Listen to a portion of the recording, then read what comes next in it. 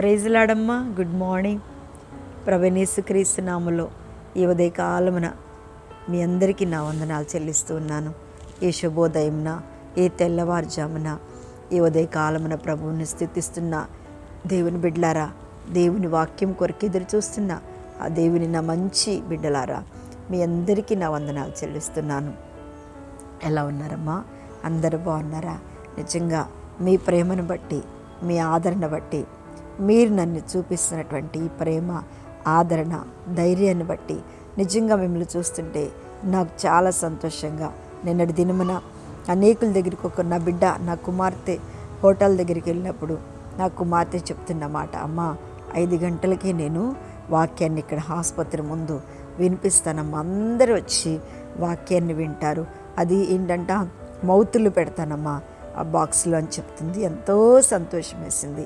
Mummy నేను ఇలాగన్నమ్మా, నేను స్వార్థను నీకు ప్రకటిస్తున్నాను అనగానే ఎంతో సంతోషం వేసింది. నిజంగా ఇది కూడా ఒక మంచి స్వార్థేరా. ఎందుకంటే అనేకులు ఆసుపత్రుల ముందంటే అనేకులు రోగులు వింటారు, చాలా ఆదరణ పొందుతారు, ధైర్యం పొందుకుని. ఇంకొక కుమార్తె కూడా చెప్పింది, అక్క నేను ఉదయం లేచి నీ వాక్యాన్ని వింటూనే ముందుకు సాగుతానని. అట్లా మీరు అందరూ కూడా అలా చేస్తున్నందుకు నేను వింటున్న నా హృదయం ఎంతో ఈ రోజున ఉప్పొంగిపోతుంది. Amen, hallelujah, God bless you రా. దేవుడు మిమ్మల్ని ఇంకా అనేకులకు దీన్ని పంపించండి, అనేకులకు వినిపించండి, అనేకులని ఈ యొక్క మన చర్చి ద్వారా, ఆదరణ ద్వారా, వాక్యం ద్వారా ఆదరించండి, బలపరచండి. రోగులైన వారు ఎవరైనా ఉంటే నాకు చెప్పండి, తప్పకుండా నేను వారి కోసము ప్రార్థన చేస్తాను. ఓకే, ఈరోజు దేవుని యొక్క వాగ్దానం. ఆమేన్. నిర్గమకాండము 33వ అధ్యాయము 14వ వచనాన్ని చదువుతున్నాను. అందుకు ఆయన, నా సన్నిధి నీకు తోడుగా వచ్చును, నేను నీకు విశ్రాంతిని కలగజేసేదనగా, మోషే నీ సన్నిధి రానియడల ఇక్కడి నుండి మమ్మను తోడుకొని పోకుము. ఎందుకంటే చక్కటి మాటలు. మోషేకి దేవునితో ఉన్న ఎంత మంచి అనుబంధమో చూడండి.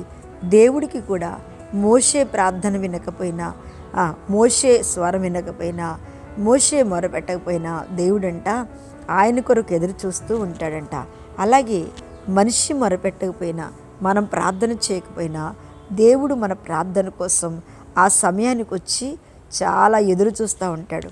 ఏంటి ఈరోజు నా కుమార్తె ప్రార్థన చేయలేదు, నా కుమారుడు ప్రార్థన చేయలేదు, ఆ ఉదయకాలమున వారితో నేనేదో మాట్లాడాలని వచ్చాను, నేనేదో చెప్పాలని వచ్చాను, నేనేదో వారికి చూపించాలని వచ్చాను, కానీ ఈరోజు వారు లెగలేదు అని దేవుడంట దుఃఖపడుతూ వెనక్కి వెళ్ళిపోతూ ఉంటాడు.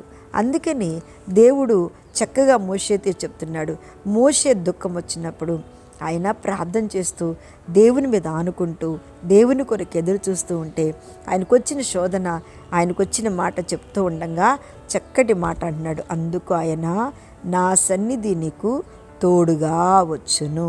చూడండి, దేవుడు లేకుండా మనం ఏ పని చేసినా అది మన జీవితంలో జరగదు. దేవుడికి చెప్పకుండా ఏ పని చేసినా అది మన జీవితంలో జరగదు. దేవుడు మనతో రాకుండా మనం ఏ కార్యం చేసుకున్నా అది మన జీవితంలో జరగదు. అందుకనే దేవునికి చెప్పాలన్నా, దేవునికి అప్పచెప్పాలన్నా, దేవుణ్ణి రమ్మని అడగాలన్నా మనం అడిగినప్పుడు ఆయన మనకు చేసే వాగ్దానం ఆయన అన్నాడు, నా సన్నిధి నీకు తోడుగా వచ్చును. నా సన్నిధి తోడుగా వచ్చినప్పుడు నేను నీకు విశ్రాంతిని కలగచేయగా. దేవుడు మనకి విశ్రాంతి అంటే ఏంటి? మనము పోరాడేదానికి దేవుడే పోరాడి మనకి విశ్రాంతినిస్తాడు. చూడండి, మనం ఒక వయసు అయిపోయినాక మన బిడ్డలు మనకి సంపాదించి, అమ్మా మీరు పని చేయొద్దు, నాన్న మీరు పని చేయొద్దు, మీరు ఉండండి మంచిగా, నేను చూసుకుంటాను కదా అన్నప్పుడు మనకి ఎంత విశ్రాంతిగా ఉంటుంది కదా. వాళ్ళు చెప్తారు, చాలు వయసులో మీరు అంతా కష్టపడి మా కోసం ఎన్ని సంపాదించారు కాబట్టి మీరు ఇప్పుడు విశ్రాంతి తీసుకోండి. అంటే ఏంటి? మన భారము, మన కష్టము అంతా వారి భుజం మీద వేసుకున్నప్పుడు మనం ఎంత విశ్రాంతి తీసుకుంటామో దేవుడు అందుకే అన్నాడు, మోషే నేను నీతో వస్తాను, నీకు తోడుగా ఉంటాను, నువ్వు విశ్రాంతిగా ఉండు, నువ్వు సైలెంట్గా ఉండు, నీ పక్షంలో జరిగే కార్యాలు నేను చేస్తాను, నీ పక్షంలో జరగవలసిన యుద్ధం నేను చేస్తాను, తర్వాత నీ మీదకి ఏ శత్రువులు వచ్చినా వారిని నేను ఎదుర్కొంటాను, నువ్వు చక్కగా విశ్రాంతిగా కూర్చో, నన్ను స్తుతించు, నన్ను ప్రార్థన చే, నా గురించి పాటలు పాడు అని దేవుడు ఎంత అభయమిస్తున్నాడో చూడండి. ఎంత బలపరుస్తున్నాడు, ఎంత ధైర్యం ఇస్తున్నాడు, ఎంతగా తోడుగా ఉంటున్నాడు. మనందరి జీవితంలో దేవుని బిడ్డలారా మనం కూడా అదే రీతిగా దేవుని మీద మన భారం పెట్టి, దేవుని మీద మన యొక్క సమస్త భారం ఇచ్చినప్పుడు ఆయన మనతో ఉంటాడు, మనం ఆయనతో ఉంటాము. ఖచ్చితంగా మీరు ఈ వాక్యం వింటున్న దేవుని బిడ్డలారా, ఈ ఉదయకాలమున ప్రభు మనందరితో మాట్లాడుతున్న మాట ఏంటి అంటే, చక్కగా నా సన్నిధి మీకు తోడుగా వస్తుంది. మీరు విశ్రాంతిగా ఉండండి, ధైర్యంగా ఉండండి, నెమ్మదిగా ఉండండి. దేనిలో బాధపడుతున్నావో, దేని కొరకు ఎదురు చూస్తున్నావో, దేని కొరకు పోరాడుతున్నావో, ఏది కావాలని దేవుని దగ్గర అడుగుతూ పొందుకోలేకపోతున్నానని బాధపడుతున్నావో, తప్పకుండా నీకు విశ్రాంతి కలుగు చేస్తాడు దేవుడు. నెమ్మదినిస్తాడు, సమాధానం ఇస్తాడు. ఆ భారమును దేవుడు భరిస్తూ, ఆ యుద్ధమును దేవుడు చేస్తూ, ఆ శోధన దేవుడు సహిస్తూ నీకు నెమ్మదిని, సమాధానమును దేవుడు ఖచ్చితంగా ఈరోజు మాట్లాడుతున్నాడు, నీకు అనుగ్రహించబోతున్నాడు. నువ్వు నా ప్రభా, నా బ్రతుకి విశ్రాంతి లేదా, లేకపోతే నా జీవితానికి ఇంకా నేను రెస్ట్ తీసుకోలేనా, నా జీవితంలో నేను ఇది చూడలేను అనుకుంటున్నావా? తప్పకుండా దేవుడు ఈ రోజున ఆయన సన్నిధి నీతో ఉంది, ఆయన కృప నీతో ఉంది. ఆయన నీతో ఉన్నాడమ్మా. నీ భారము, నీకు విశ్రాంతిని ఖచ్చితంగా దేవుడు ఇస్తాడు, సమాధానం ఖచ్చితంగా ఇస్తాడు. ఆమెన్. కళ్ళు మూసుకోండి, మీకోసం ప్రార్థన చేస్తాను. మహాపరిశుద్ధుడా, మహిమ కలిగిన తండ్రి, ఈరోజు ఎంతమంది ప్రార్థనలు ఏకీభవిస్తున్నారో వారందరినీ దీవించండి. ఎవరైనా పేషెంట్లు అయి ఉన్నారా, వారికి స్వస్థత ఇచ్చింది. ఎవరైనా నెమ్మది లేకున్నారా, రాత్రి నిద్రలో ఎవరైనా భయపడ్డారా, యేసు నామములో సాతాన్ని బంధిస్తున్నాను ప్రభా.